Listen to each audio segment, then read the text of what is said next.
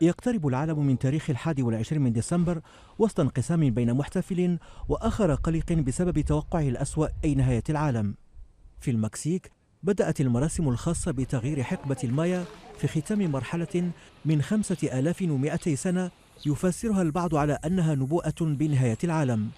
وتبلغ المراسم والفعاليات ذروتها في 21 من الشهر الجاري الذي يشكل مطلع حقبة المايا الجديدة.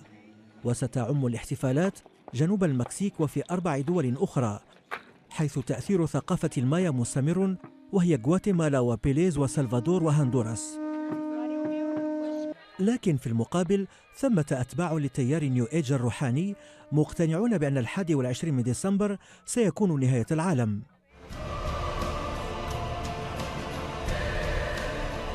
خشية حلول نهاية العالم غذتها جزئيا أفلام مثل فيلم 2012 وكتب مثل نبوءة المايا للكاتب الأمريكي ستيف ألتون المتخصص في الخيال العلمي.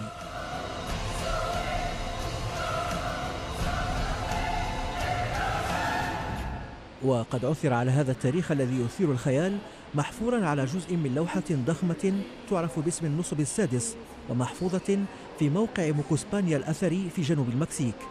ويدعو خبراء حضارة المايا العالم إلى الهدوء، مؤكدين أن لا إشارة على حصول كارثة أرضية ودمار العالم، لا بل يشددون على أن انتهاء تقويم المايا يعني بداية زمن جديد.